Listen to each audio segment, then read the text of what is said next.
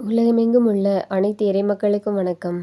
நீங்கள் புதுசாக எங்கே வீடியோ பார்க்குறதா இருந்தால் கீழே இருக்கிற சப்ஸ்கிரைப் பட்டனை ப்ரெஸ் பண்ணிவிட்டு பக்கத்தில் இருக்கிற பெல் ஐக்கானையும் கிளிக் பண்ணிக்கோங்க. அப்போ தான் நாங்கள் புதுசாக போடுற வீடியோட அப்டேட் உங்களுக்கு கிடைக்கும். வாங்க இப்போ வீடியோக்குள்ளே போகலாம். பொதுக்காலம் 14ஆம் ஞாயிறு 6/7/2025. திருப்பலி முன்னுரை. ஒரு தாய் தேற்றுவது போல ஆண்டவர் நம்மை தேற்றுவார். இறையேசுவில் இனியவர்களே, இன்று தாய் திரு அவையானது பொதுக்காலம் 14ஆம் ஞாயிறை சிறப்பித்து கொண்டிருக்கிறது. இன்றைய நாள் வாசகங்கள் நாம் கடவுளால் தேர்ந்தெடுக்கப்பட்ட மக்கள் என்றும் இயேசு விட்டு சென்ற பணியை நிறைவேற்றுவதற்காக நாம் அழைக்கப்பட்டுள்ளோம் என்றும் கூறுகிறது. நாடு கடத்தப்பட்டு திரும்ப வந்த இஸ்ராயேல் மக்களை கடவுள் பல்வேறு நலன்களால் நிரப்பி மனமகிழ செய்கின்றார். இவ்வுலகை பொறுத்தமட்டில் நான் சிலுவையில் அறையப்பட்டவனாகவே இருக்கிறேன். நான் இயேசுவுக்கே அடிமை என்கிறார் திருத்தூதர் பவுல். திருத்தூதர்கள் இறையாட்சி பணியை மனமகிழ்வோடு செய்கின்றார்கள். அதில் தங்களை ஈடுபடுத்தி கொண்டதால் வரும் துன்பங்களையும் மகிழ்வோடு தாங்கிக் கொள்கிறார்கள். அறுவடையோ மிகுதி, வேலையாட்களோ குறைவு. எனவே அறுவடைக்கு தேவையான வேலையாட்களை அனுப்பும்படி அறுவடையின் உரிமையாளரிடம் மன்றாடுங்கள் என்றார் இயேசு. இறைபணி செய்ய அனைவருக்கும் கடமை உண்டு. திருத்தூதர்கள் போன்று பணி செய்யும் நல் உள்ளங்கள் உருவாக இறைவனிடம் வேண்டுவோம். தீமையை விலக்குவோம், நன்மையை செய்வோம், நல்வாழ்வு பெறுவோம். முதல் வாசகம். எசாயா நூலிலிருந்து வாசகம். அதிகாரம் 66, இறைவார்த்தைகள் 10 முதல் 14 முடிய. முதல் வாசக முன்னுரை.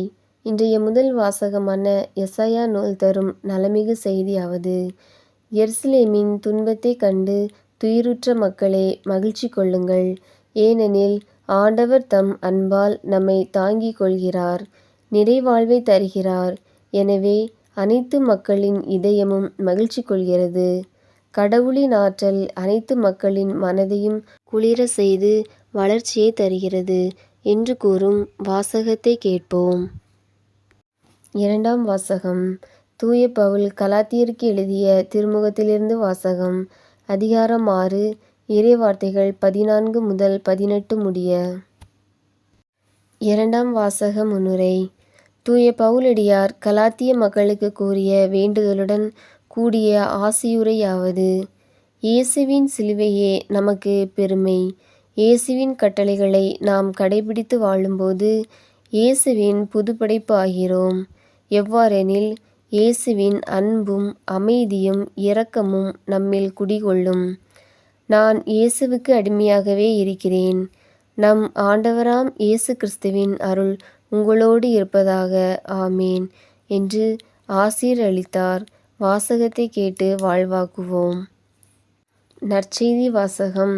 லூக்கா நற்செய்தி அதிகாரம் 10, இறைவார்த்தைகள் 1 முதல் 12, மேலும் 17 முதல் 20 முடிய. விசுவாசிகள் மன்றாட்டு.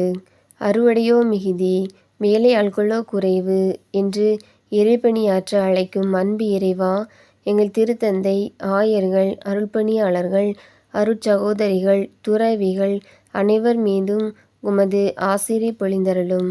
அவர்கள் மக்களை இறை பிரசன்னத்தில் வழிநடத்தும் நல் ஆயர்களாய் விளங்கிட வேண்டுமென்றும் இறையழைத்தல் பெருகிட வேண்டுமென்றும் இறைவா உம்மை மன்றாடுகிறோம். நல் வழிகாட்டும் தெய்வமே, அன்பு இறைவா, எம் நாட்டு தலைவர்கள் ஆதிக்க மனம் கொண்டு மக்களை அடிமைப்படுத்தாமல் நாட்டு மக்களின் இன்ப துன்பங்களில் பங்கு பெற்று நல்லாட்சி செய்ய வேண்டுமென்று இறைவா உம்மை மன்றாடுகிறோம். பாதுகாப்பு அருள்பவரே, அன்பு இறைவா, உலகெங்கும் ஏற்பட்டிருக்கும் மழை, புயல், நிலச்சரிவு என்னும் இயற்கை பேரிடர்களால் உறவுகளை, உடைமைகளை இழந்து வாடும் மக்களை கண்ணோக்கி அருளும். நீரே அவர்களுக்கு ஆறுதலாகவும் பாதுகாப்பு தருபவராகவும் விளங்கிட வேண்டுமென்றும் உலக நாடுகளுக்கு இடையே நல்லுறவை ஏற்படுத்திட வேண்டுமென்றும் இறைவா உம்மை மன்றாடுகிறோம்.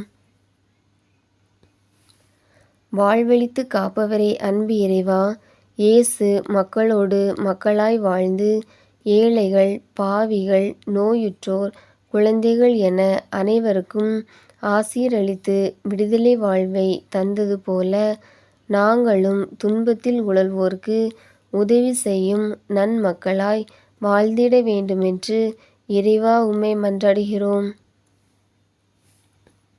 ஆசீரளிக்கும் அன்பு இறைவா, இன்றைய திருப்பலியை சிறப்பிக்கும் இறைமக்களையும், திருப்பலிக்கு வந்திருக்கும் அனைத்து இறைமக்களையும், எம் ஊர் மக்களையும் ஆசீர்வதித்து அருள் நலமும் பொருள் வளமும் உடல் நலமும் தந்து காத்திட வேண்டுமென்றும், எங்கள் தொழில் முயற்சிகளை ஆசீர்வதித்திட வேண்டுமென்றும், இறை அன்பில் வாழ வேண்டுமென்றும் இறைவா உம்மை மன்றாடுகிறோம்.